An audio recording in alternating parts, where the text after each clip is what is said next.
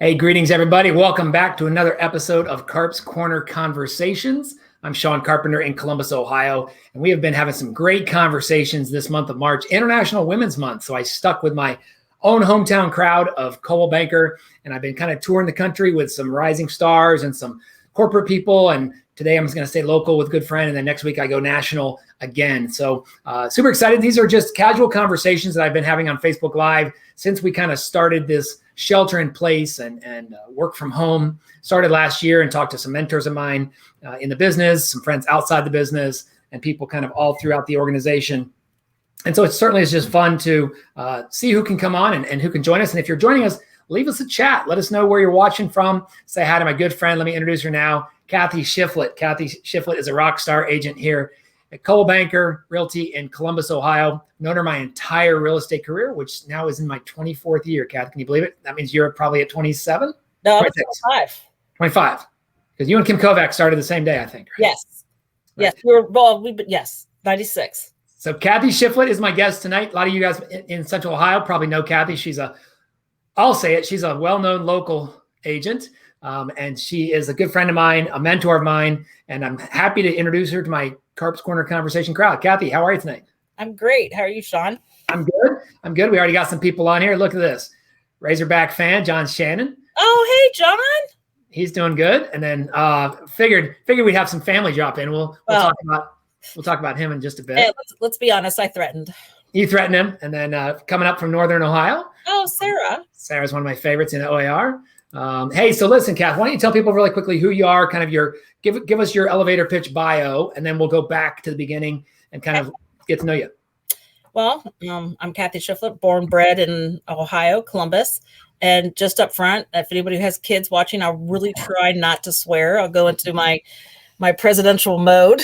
So I got licensed. Actually, I took my classes when I was 30, but I didn't get licensed till I was 36.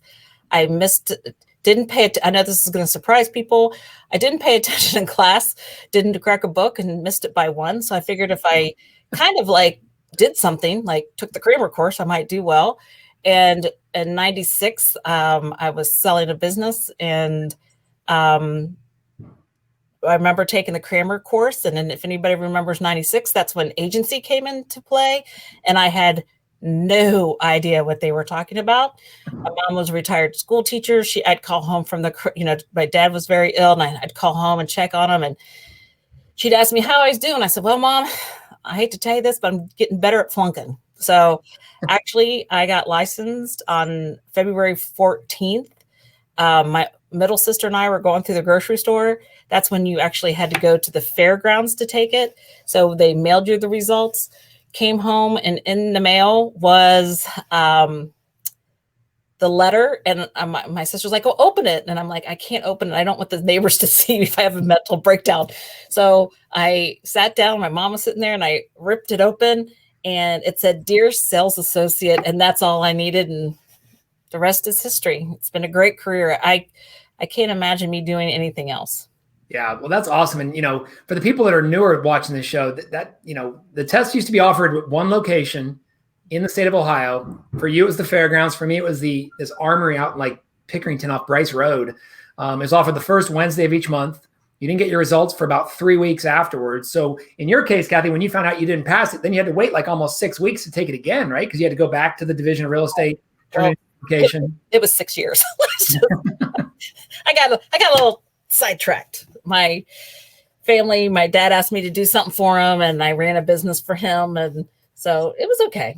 It was great. That's awesome. Well, Kath, let's go back to let's let people know kind of into the early days of Kathy Shiflet. You were born here in Columbus, right? Correct. Take us back, because you're coming up on a birthday. We don't need to know the year, but take us back. Tell us about your early childhood, about your family, how many brothers and sisters you have, where you are in the mix. Sure. I am the baby, but everybody thinks that I run the family, as my sister-in-law will tell you.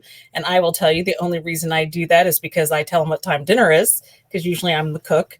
I grew up in Hilliard School District, graduated from Hilliard when there was one high school, still live there today.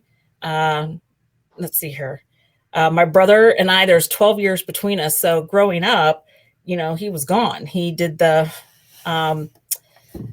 well, I call it the Dan Quayle thing, but he went out to Colorado Springs. He was a skier. Back then he wanted to do the Olympics, but you couldn't have any sponsors or anything like that.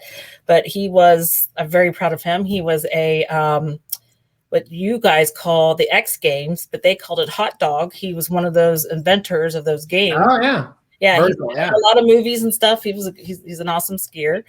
Next is my sister Kay. She graduated from Hilliard as well. And she is married to my brother-in-law, and he will tell you, marry one sister, you get us all. And he's awesome. We are business partners. And he's also my coach, and he hasn't killed me yet. I need somebody that's tough on me. And then I have my middle sister, Patty, and her husband, Tim, and they have 2 nieces. Oh, and Kay and Dave have a son, Ryan, who he's married now, and they have a daughter, and granddaughter. And then Dave has 2 sons here, or 1 son here and 1 in Arizona, and his daughter here. And they have another grandson called Shannon, and they have 2 out in Arizona, Josh and Zach. And that's it. And Doug has 2 boys. One's in Colorado. Imagine that, the skiing trend. And Phil's here. He's licensed. He's on the team. So it's great. We have a team. Michelle McLean, Hal McLean, her husband, Connie Ann Sweeney, which is one of my good friends, her niece, Amy, my nephew, Phil, Nick Atkins, and Dave Spellman, and Tim Tickle. Yeah, a lot of names I remember from back in the day. We'll get to that Hilliard office, but Kathy, speaking of Hilliard, I think a lot of people know Hilliard now as one of the biggest cities in the suburban area of Columbus. Man, did you guys always grow up in that area that you live in now? I mean, because we moved to Hilliard area when I was 5. So when you think about Hilliard back when you moved there was, the bridge at Fishinger that turned into what's that road? I'm thinking of Cemetery. Then you had, Trayview, you had Rome Hilliard Road. Yes. And then you had Brown and you had all the outskirt roads, but man, there was, from the river to pretty much Rome Hilliard Road, there wasn't much. All those subdivisions. I mean, there was one high school. It's in the same spot it was. Right. And that's David. And then you had kind of the main drag there. Old Town Hilliard was still there. Right. I misspoke. Actually, the old high schools were our memorial. Right. But same property, but same general property. And they moved it to the bigger building. But man, you've really seen Hilliard grow. I mean, we used to go into the grocery store and you would see everybody that you know. And now I go into the grocery store and see nobody that I know. Yeah. It's weird, our class is just like everybody else still has on Facebook, and we still talk. Do you remember when I can remember riding my bike from my neighborhood into town, right into Hilliard, and we thought it was so far, and now it's like, that was a joke. Kathy, I tell people, my mom still lives in the house we grew up in Arlington, and when we used to go to the Columbus Zoo, it felt like a day trip. And now we're selling houses 25 minutes north of there. It's crazy. So what'd your parents do? Did both your mom and dad work? Yes. My father had restaurants growing up. So I don't know if anybody remembers, but on Trayview Road, there was a restaurant called the Depot. And then and actually Michelle's dad and my dad were business partners growing up. Wow. So, right. So it's kind of funny that now we're much more successful than they were. But and my mom was a retired Columbus school teacher, and she was inner city, and it was very touching when she passed. There was some of her past students came to the funeral and talked about how she made a difference in their lives. And she sacrificed everything for them. That's cool memories. And, when people are telling you a little more into the inside of, you knew her your whole life as mom, and then you hear someone come in and talking to her as a Shiflet. That's kind of cool. Mm-hmm. So where was the depot at on Trayview? Right where Walcott ended. Now it's a truck. I think they sell trucks there. It's yeah. Okay. Yeah. And then just to the right, there was, obviously the on-ramp to, all that stuff wasn't there. And you think of, south of Thornapple Golf Course was there, but all that stuff on the other side by Fetter, wasn't there. I mean, I think Julie Hoffman's dad's, tractor store was there, Yep. Mm-hmm. Feed and Seed. Yeah, it's crazy. So think back to when you were little, Kathy. What did you want to be when you grew up? Well, I wanted to be a singer and an actress, but considering I can't sing, and I don't know, I really can't act. You know what? This is the biggest mistake sometimes, that you do in life is like, I until I got like, I would say 15 years into my career, really didn't understand what goals were and how to achieve them and where I wanted to go and what I want to do. My mom always said, my brother's the, music athletic one. My sister, Kay, is the intelligent one. Patty is the emotional one. And I am her happy-go-lucky, and she'll never have to worry about me. So, and that's just what it was. I just kind of gone through life, just kind of like, kind of doing my thing. Were you the same big personality when you were like in elementary school? Were you kind of the little leader, the little bossy lady? I don't say bossy, but I was talkative. But no, I don't think I was really bossy. I think we just all kind of hung. I mean, because our neighborhood was so tight, because when we grew up in Timberbrook, which anybody that's a realtor understand. Everybody plays with people in the neighborhood, right? Right. And so it didn't matter if you were a jock or if you were a hood or if you were wherever when you were in the neighborhood, we were all friends and we all rode to school together. We all did a lot together. And, I just sold one of my best friend's houses out in Cable, Ohio. So it's, you're just tight. Was that little elementary school right across the street still back then? No. That they, I'm trying to think when they built Horizon. I can't remember when they built Horizon. But yeah, no, and that part is Columbus. They annexed that into Columbus because Hilliard District wanted that if win-win went away, that not only Hilliard, Columbus would have to take that school, but they would have to take the debt with it as well. Yeah. So across the street from there is Columbus corporate. So you went to high school. A few more people join us. We've got Beth Suter on. Hey, Beth. Good to see you on. Beth. Our friend Rick Wright jumping on. What's up, Rick? How are you? Kristen Mulligan on. Kristen. A lot of good friends on here. So, Kath, let's go back to high school. What was your high school life like? Tell us what clique you were in, if you had to pick one. And I know this is going to surprise not anyone. I could move anywhere. I was just like, one of my friends that we became really good friends after, like in college, she always goes, I was afraid to talk to you because you were one of the popular kids. And I just laughed. I'm like, you're talking about me? No. I just was everywhere. And I just, we had a lot of fun in high school. I don't want to go into the stories, but the drinking limit was 18. And I know I can remember walking. 18-year-olds, kids, not 18 beers per night. That's 18 years old. No, they've done that too. But, I remember walking into the local liquor store in Hilliard when they had one. And one of my friends and I had our senior 79 shirts and we walked in and bought liquor and had a good day. Yeah. Yeah. So in high school, did you have plans to do anything other than Ohio State, or was it pretty much it was always Ohio State. There is not another college for me. I am definitely, I am born, bred Ohio State. And I will tell you one story. When I was growing up, I don't remember it. I just remembered somebody being in my bed. Was Johnny Havlicek spent the night, I remember all of his girls going in there and looking at his legs that were like hanging out of the bed. Now I don't know why. My sisters would have to tell you the rest of that story, but yeah, I forget. He was doing something with my dad. I forget what it was. Something with the restaurants. Yeah. Well, I think at that time or he was the Commodore of the boat club. So I don't know. Okay. Was your dad, did your parents go to Ohio State? My mother did. Okay. My mom was a family of siblings. There was 10 in their family.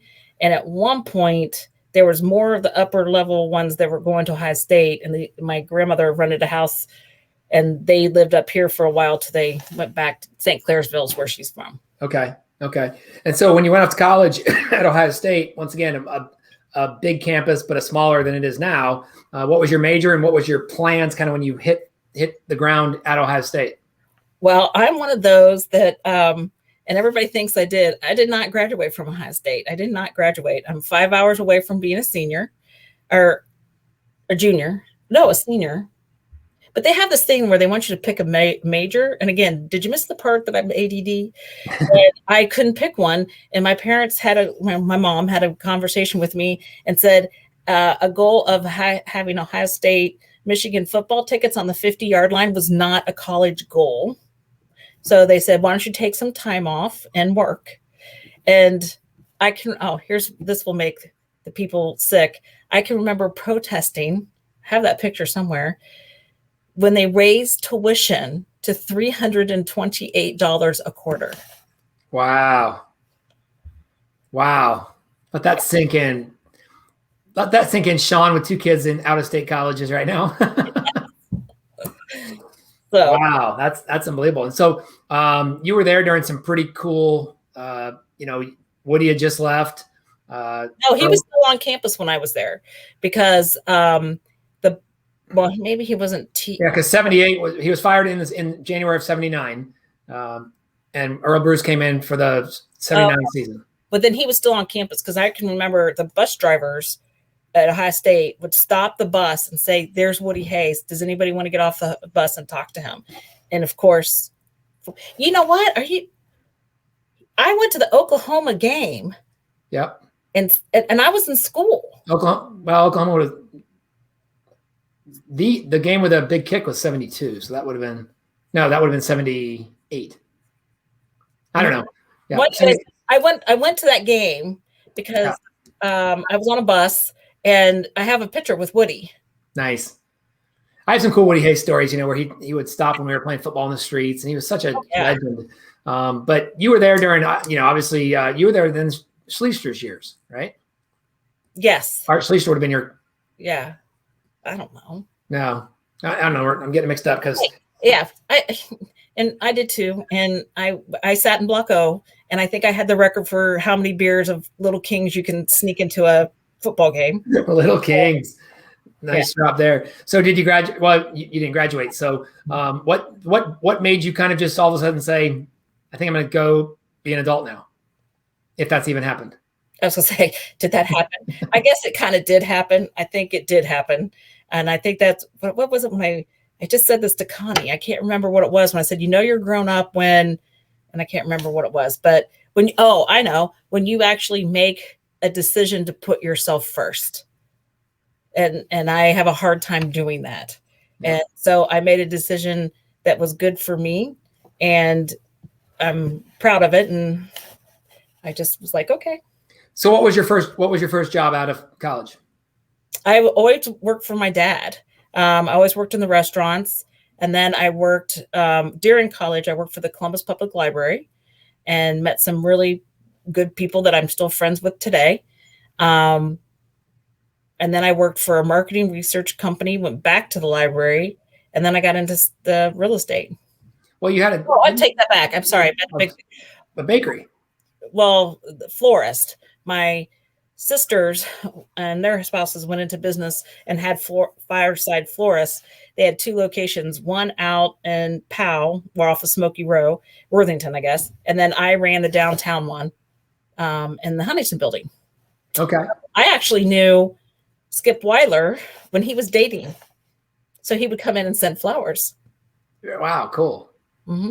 Those who don't know, Skip Weiler is a 3rd-generation legend in the Columbus real estate market on the commercial side. Great guy. But the little place you had up in Dublin off France Road, what was that? That was Ashbury's Yogurt. Oh, yeah, that was the 6 years between license. That was Ashbury's Yogurt Muffins. Dave and my dad had those shops.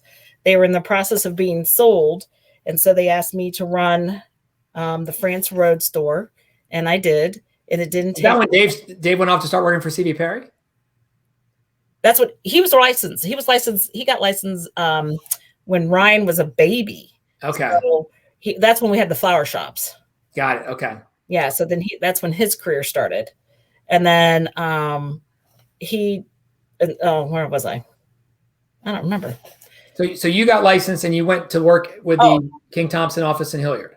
Correct. Mm-hmm. Okay. And that was a great office. We had a lot of fun. We could tell you some stories that you would go, you guys did what? Yes, we did. We did.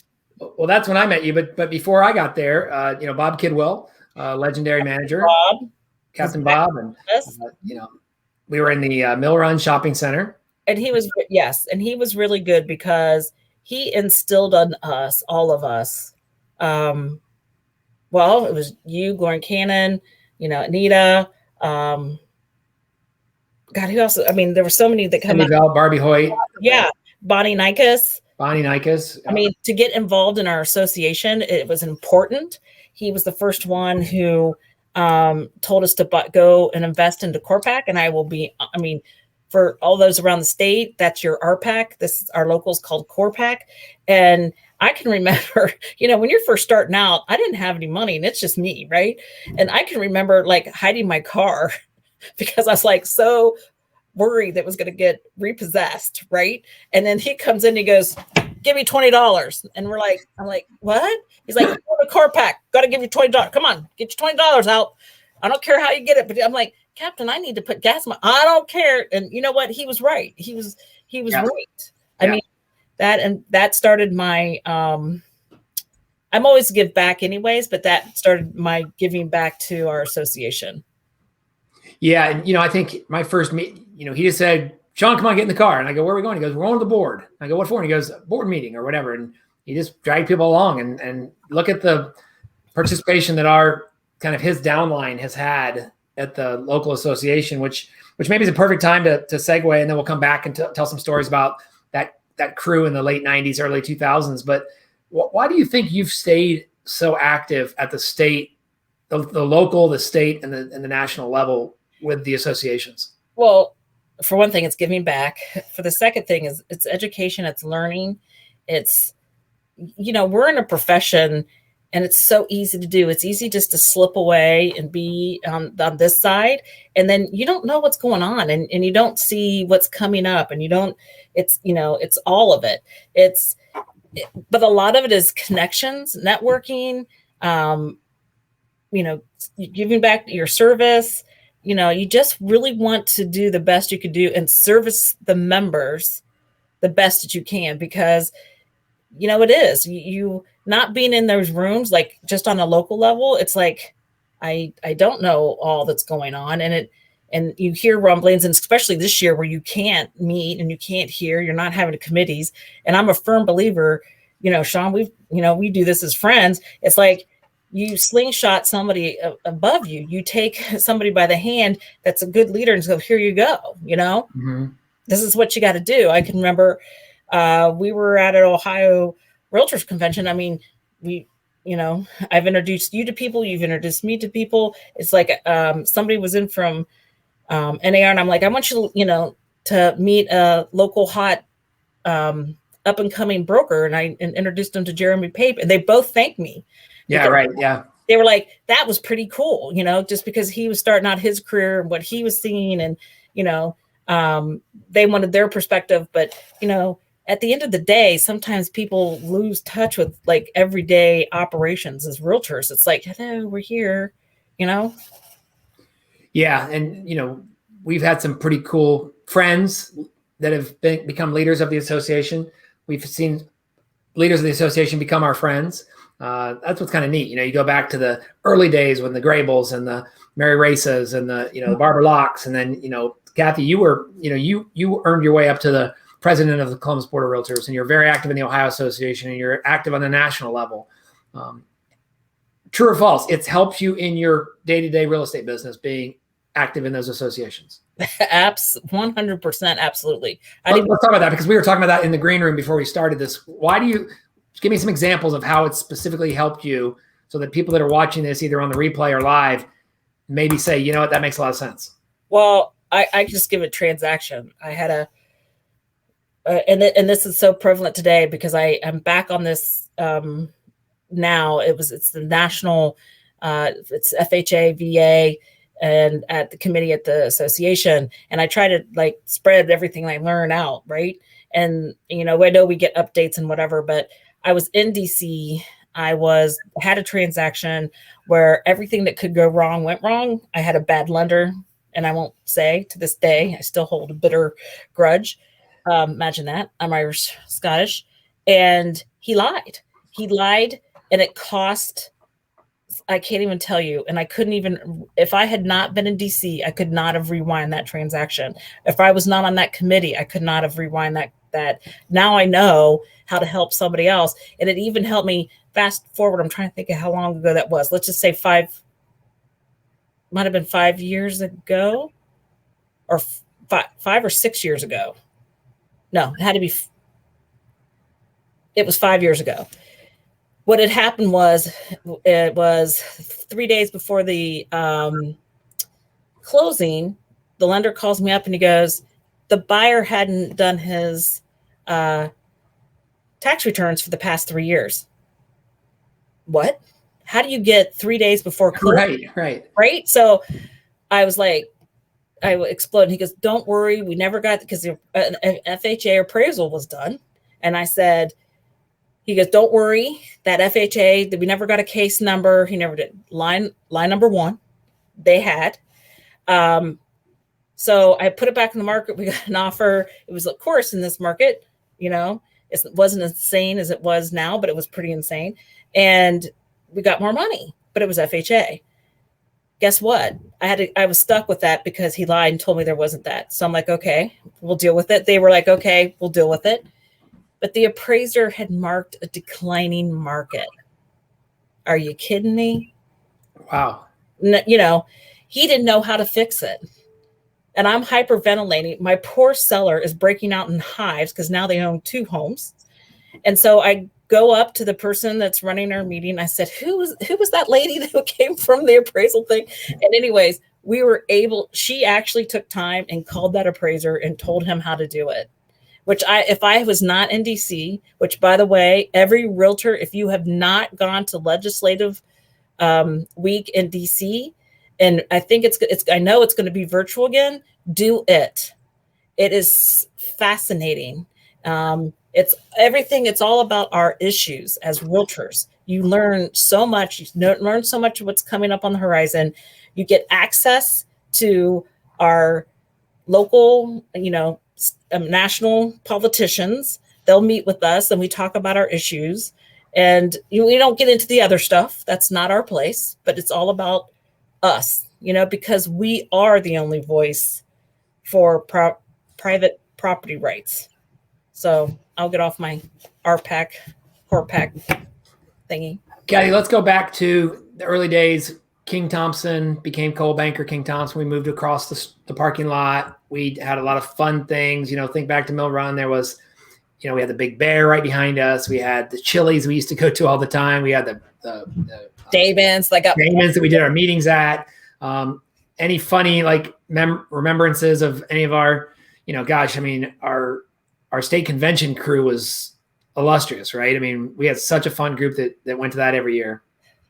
The stories that we could tell would probably blush a lot of people. We do know, thank God there was no there were cell phones, but thank God there was no pictures. I mean, we had regular cameras, but we'd be probably in jail, to be quite honest. Some of the stunts that we have pulled have not been good, but you talk about the crew, and I think we would be remiss if you and I especially did not talk about 9/11. We were at a state convention when that happened. Yeah, sure. 9/10, I did not want to go to, I had my CE, so I was not going to go to class. And I think it was Anita was with me. So Anita and I are like, we're going to go to this little place, the Plum Cafe that Sean Plum Street Cafe, yep, introduced us to. So we went, and then pretty soon our cell phones started ringing. Then Jesse Hogue came over and Sean came over, and we're just sitting there, and we're sitting there with the bartender, and we're sitting there with the locals, and we start talking about conspiracy theories. And it's just, we talked about the last time the Kennedy, we talked about the last time an American, plane got hijacked. And then, and we were drinking everything called Tawaka. Yep. So we wake up the next morning to 9/11, and we all thought, uh-oh. We just talked about this last night. Yeah. We're going to jail.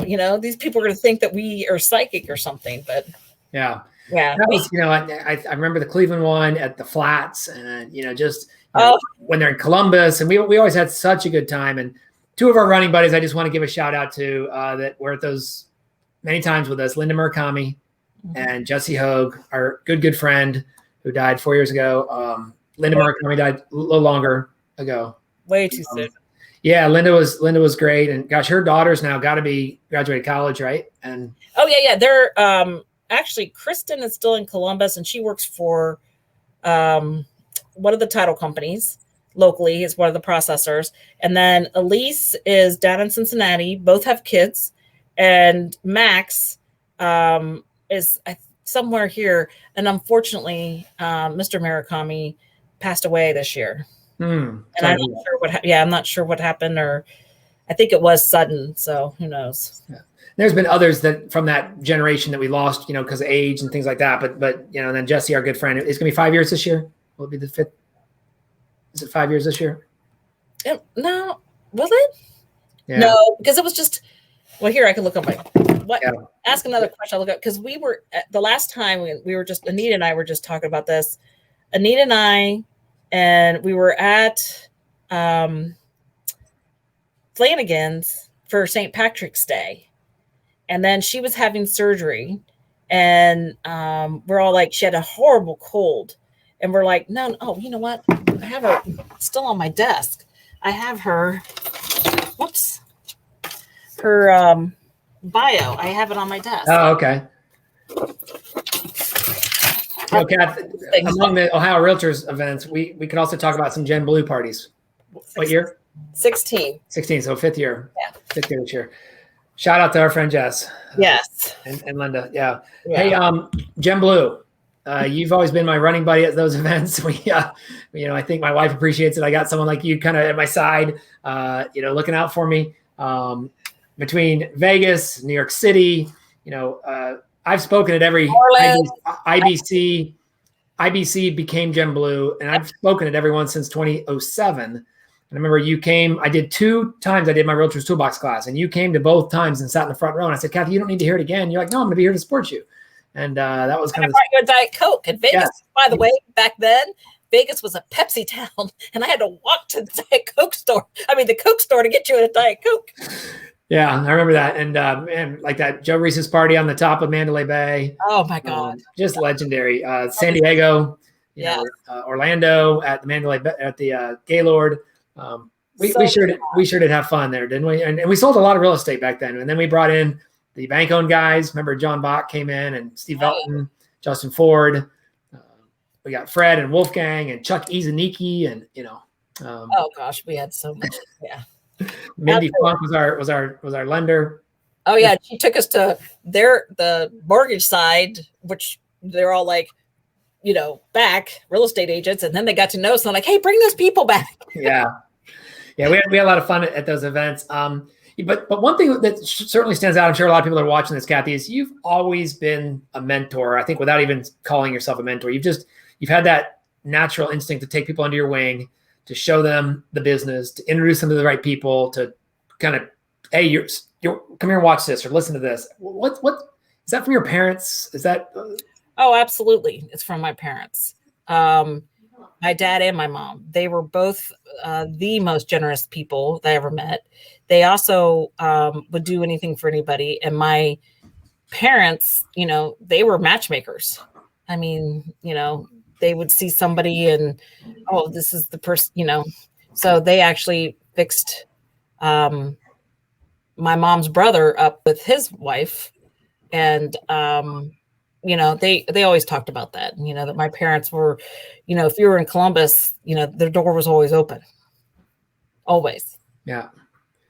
Well, we sure have had people come through our office that have gone on to do some pretty amazing things.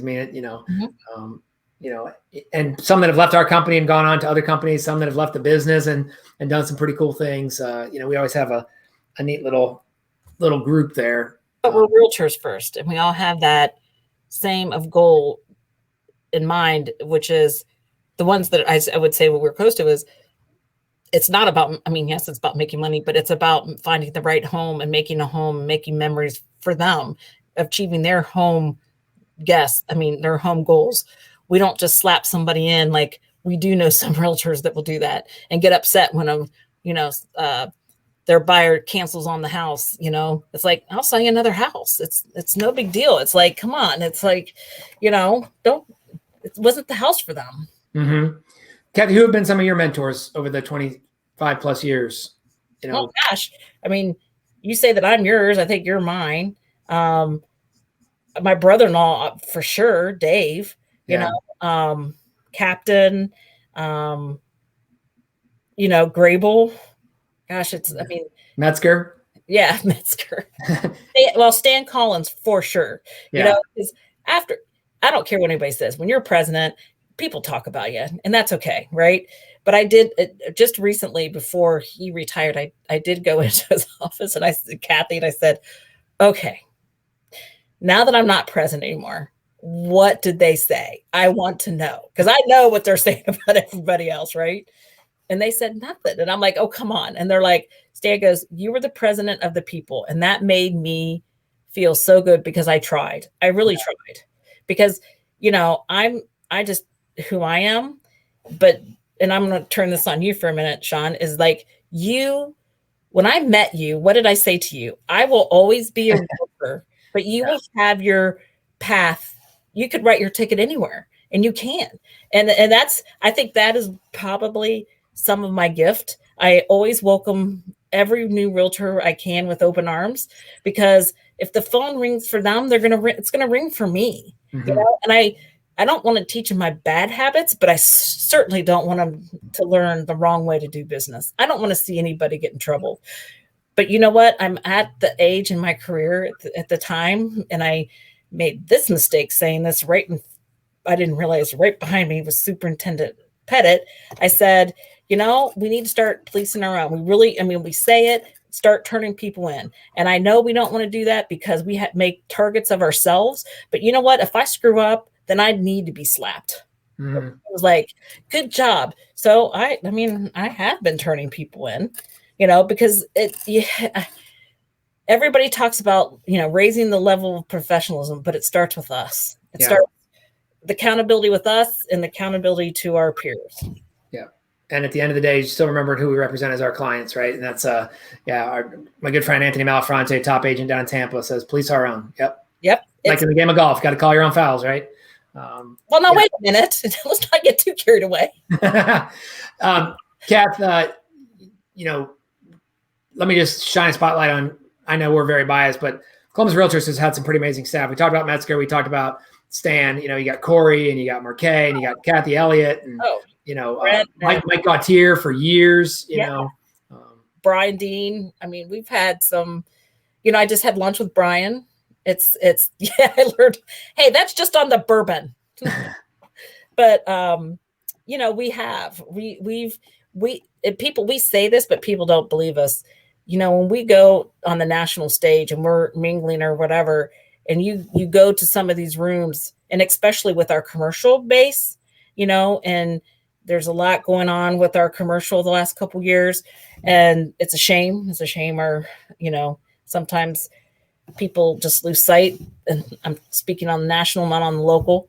But they think it's awesome that we have a commercial president, that we have a woman president, that we have, it's not guaranteed. It's kind of a unspoken rule, and it gets out of order sometimes, but you need that perspective. You need that diversity, especially now. I never thought I would be president. I mean, one thing I learned is that if you want something, you have to let people know. And that's when I wanted to be a chair of a committee. I went up to Marquet and I said, how do you do this? And so, and that's how that all started. Mm-hmm.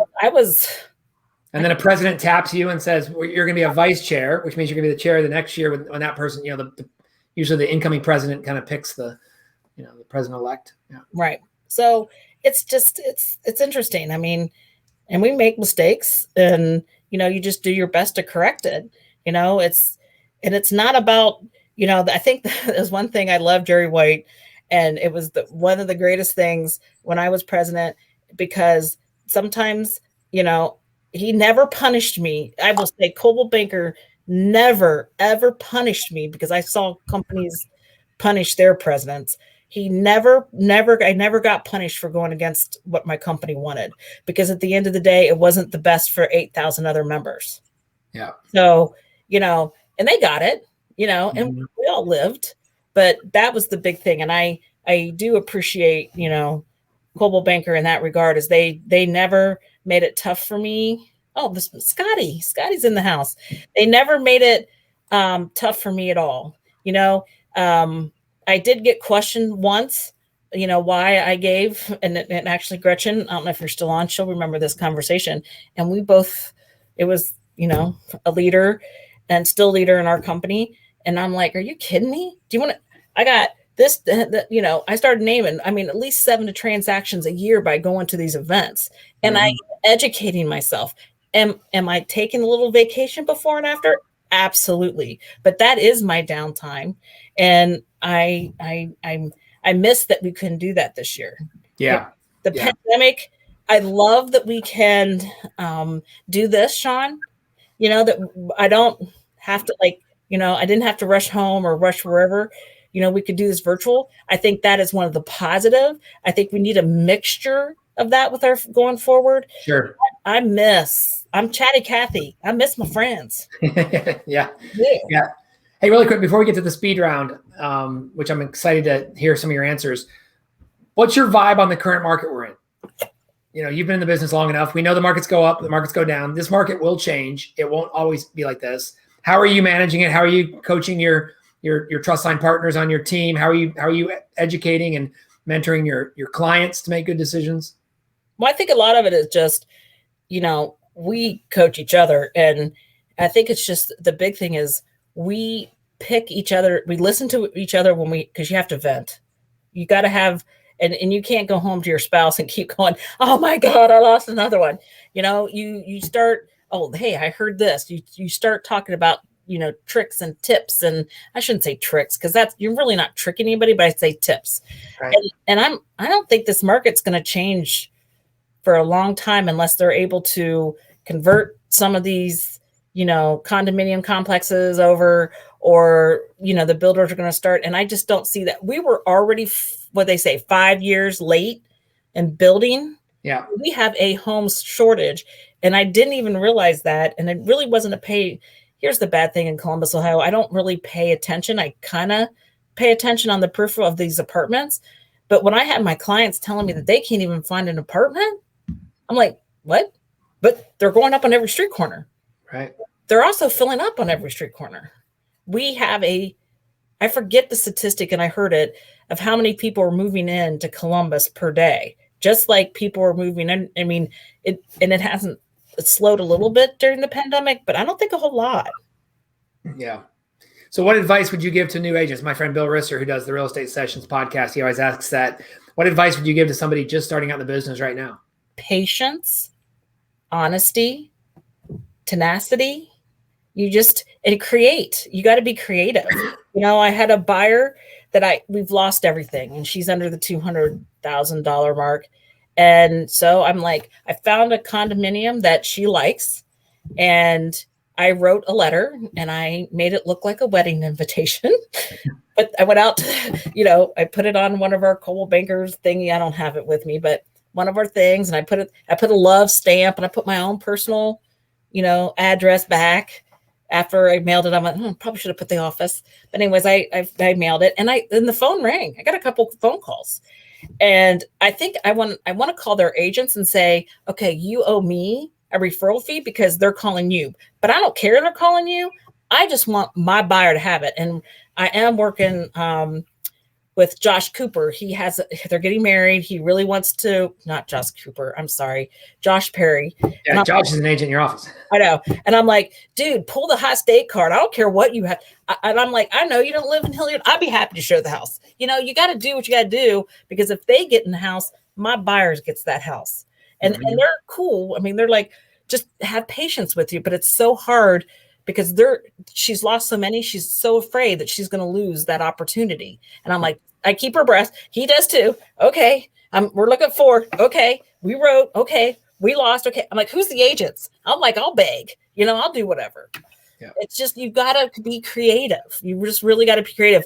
And I really, really, really, really, and I'm sure most of the people on here will know this, as agents, and we talked about this in the green room, God, please, agents, be careful about what you say on social media, because now the message we're telling everybody, you don't need us. Go sell your home for sell by owner, or go throw a sign up. And it's like, and I know I'm kind of like trying to jiggle that loose too. And I'm maybe talking out both sides, but I'm not putting it on social media that I need this, this, and this, and this. I'm not begging. I'm not doing any of that. I'm not showing my frustration I might show you when I close and woohoo, my buyer's in contract, but I'm not telling you that we're in this market, because buyer market. Yeah.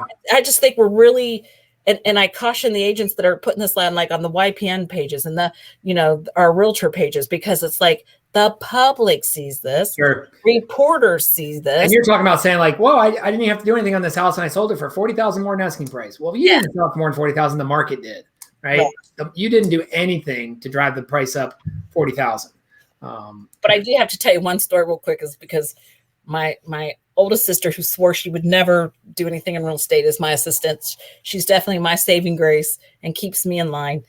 And she calls me up and she goes, "Did you really write a contract $75,000 over list price?" And I'm like, yes, I did. And I'm sick and I don't want to talk about it. But it was an agent selling her own home. We all knew. He just wanted to put down. It was something else that made her pick ours. But, you got it. Like he said, he goes, "I just wanted to prove that I was serious. And if it prays for that, that's okay." Yeah. Listen, we control the decision, the process. They control the decision. And Anthony's on here. Todd's on here. Realtor friend of ours in New Jersey sold one, listing price $699. It sold for $949, $250,000 over asking price. So it's all relative to the market you're in. It's crazy. And the clientele you're dealing with. So, Kat, this has been fun to get to know you. Let's go to the speed round, if that's all right with you. I haven't sworn. What's that? I said I haven't said a cuss word, and I don't. You've done very well. I know, and I haven't messed up a word yet. So nobody's out there doing shots. People shot. I mean, Sean will tell you, like when I spoke, everybody was like in a bar waiting for me to screw up so they could do shots. I'm so horrified that I'd look out and everybody would be trashed because they'd be underneath the table because I screwed up a word. That's not it. We just love you. All right, here's the first question. Favorite vacation spot? Beach. Now you also do a cruise every year though. Well, I haven't because the Buckeye cruise, because we haven't. And now they're going back to like Bahamas, and that just doesn't interest. But I would say my favorite is the beach. But I want to do Europe, and I actually booked in November a trip to Greece. Wow, cool! Yes, you can get some Tawaka. Yes. All right, Kat, your favorite band or singer? Oh, God, I have so many. Give us an idea of what a couple of them are. Bob Seger. Okay. Aerosmith. Of course, my big one, and I'm like drawing a blank. Rolling Stones. Love the Rolling Stones. Okay. Good. Maybe because I'm closer to their age. But you know what? I like 21 Pilots. I like a lot. I like Luke Bryant. I like, Country too. Rascal Flatts. I've been to a lot of their concerts. Thanks, Chris Hess. Black Tie Movie, just throwing that out there, plugging them. Yeah, that's pretty much it. I saw Elvis when I was a kid in 4-H. Don't remember much of the concert. Just remember looking at him going, "What's the big deal?" But I have my ticket stub. All right, next question. The movie you've watched the most? Oh, and that has to be Stripes. That's one of my favorites. I'm also Barnaky. He owes me $5. Yeah, Let's see here. I know I'm just on a kick because I'm like, I've got to stop watching this movie. Oh, The Die Hards. That's my holiday movie. I don't care what you say. That's Christmas. Okay, good. All right. Favorite ice cream flavor? Mint chocolate chip, and I have to say Graders. They're Graders. Okay. All right. Here's a good one. Advice from your mom or dad that you still use? One that I always forget. My dad's always give him your business card. Sean has always been very good at that. Jesse and I would be out and be like, darn it. He'd be like, but, and he'd always pick up somebody. I'm horrible at that. My mom is just, it's the golden rule or the platinum rule, right. Treat people how you want to be treated, And you don't have kids of your own but with your nieces growing up, you kind of were a second mom to them. Did you ever catch yourself saying something that your mom or dad would have said? Was there one thing that you just would default to that was like, oh my God, I just said something my mom would say? Oh, I do that all the time. That has anything with kids. I said to my siblings, what are you talking about? No, I think, I pretty much say what I think. That's not I'll give you, what was it Connie said? I'll give you my opinion, even though you don't ask for it. Right. If I want your opinion, I'll give it to you. Right. Here's the next question. Are you a pet owner? I am not currently. I'm a dog lover. I am Auntie Kathy to Matilda, it's my oldest sister's dog, and I'm Aunt to Bella. So I watch everybody's pets right now. Mine unfortunately died of cancer. It was a little Yorkie, but I'm never home, especially in this market. I'm never home, and it's not fair. It's not fair. And then everybody's like, take that one, and you become, the emotional, pet. But then I didn't realize that you have to have a psychiatrist write that, and that stays on your record forever. And I'm like, I have enough issues. I don't need to put on there. Let's not put anything in writing. Kathy, you're like the guy that's selling the Rolexes out of his trench coat. You got enough excuses and problems in there. Yeah. What's your ideal weekend? Oh God, fall football, high state football, tailgating or in the stadium with friends. I miss that. I did the cardboard cutout for my uncle and my oldest sister, Dave and Kay. Put him in the stadium. Nice. Good for you. All right, a couple more. Last show or series that you binge watched? Do I really have to admit this? This is bad. Okay, so it's either going to be Love and Hip Hop. Okay. Oh, I binge watch all NCISs, all of them. And if you've always liked that show, if you have not watched the original one, episode 8, just make sure you're by yourself and have plenty of tissues. It's probably one of the best ones. But anyways, it was that one. 90 Day Fiance, the Great British Baking Show, Chopped. I just watch it, when I'm always having something on in the kitchen. And, when I was cooking one holiday, when they didn't put Die Hard on for the last 2 years, they did this year, but the 2 years prior, it was NCIS. And, my middle sister walks in and she goes, oh, now it's Christmas. NCIS is playing. How about this, Kathy? Something on your bucket list. You mentioned Europe. Is that kind of the next thing you're going to check off? Yes, I really want Europe, and I really want to go see the Northern Lights. Oh, cool. Okay. Yeah. I've been to Alaska. And believe it or not, my idea of camping is 1-800-NBC Suites. I would love to go there in the winter. Very cool. All right, last question. What does success mean to you, Kathy? You know what? I think what it means to me is that I can put my head, having a good day, putting my head down, closing my eyes, and know that I did a good day. I had a good day, that I made a difference in someone's life, and they are, everybody's succeeding and everybody's doing well. You are officially off the hot seat. I do want to share this comment I saw come in from Rick. Great points. You may not be driving the price up, but you are the professional that's guiding them through the jungle of offers. You're right, Rick. They do need our help now more than ever. If we can explain to them that we need help. And so I like that. Sharing that message, Rick, I think is a much better message to tell. There's a lot more below the surface, right, Kathy, than the social media post of, I got it sold for $50,000 more than asking. Patrick, what's happening? They're going on to their neighborhood thing and saying, hey, you got a house coming up? No, we don't need that. Mom's in the know, or, I've seen it all that. No, we don't need those. We don't need that happening. Yeah. Keep going on. Keep building the relationships.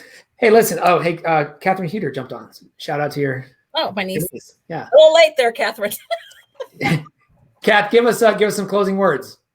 What do you want the listeners either watching live or on the recording? And by the way, if you're watching live, just throw a little thank you to Kathy for being on with us. I'll wrap it up after Kathy's final words. I think the big thing, and this pandemic, or at least it taught me, was we have to keep ourselves, our sellers, our family, our buyers safe. There's still some protocols that I hopefully I know I will be doing even after, we're all vaccinated and it goes away. It's never going to go away. And you really do have to cherish the physical touch of a human being, because nothing can compare that. You can have all the Zoom and you can have laugh and it's good. But, Nita Graves and I were just talking. It's like when you find out somebody's vaccinated, you're just like, oh my God, thank God. Because now I can give you a hug, and our family will get together for the first time probably at Easter. But, we have, as a family, and I'm a big family person, we haven't been together, and that kills me. I have to mentally prepare for that. Yeah. I tell people, listen, Kathy, if you're not close enough each day to give someone a handshake, a fist bump, a high five, or a hug, you're not close enough to people. And you got to get out and about. And I think we're all going to start leveraging that as soon as the weather gets a little better. So, Kathy, it's been a blast having you on. You're a great friend of mine. I love you a lot. And thanks for all you do for our industry, not just our company, because you make us all better. And to everybody else, thank you for jumping on Carp's Corner Conversations. Yes. Going to be doing this every week. Next week, we're going to be on Monday night, because my special guest finishing out the 5 great coal banker women. We started with Katie Day, rising star in Houston. We had Lindsay Listansky from our home office. We had Wendy Crane from Oregon, our director of education. Kathy Shiflet on today. And next week, I'm talking to my friend Jill Biggs, who's one of the top real estate agents in Coldwell Banker in New Jersey. Amazing story. She's got some really cool things to share about the size of her team and what she does there in Hoboken, New Jersey. So that'll be on Monday night. Look for a post. On behalf of Kathy, I'm Sean Carpenter. And please, guys, keep building relationships, solving problems, and having fun. See you next time. Thanks.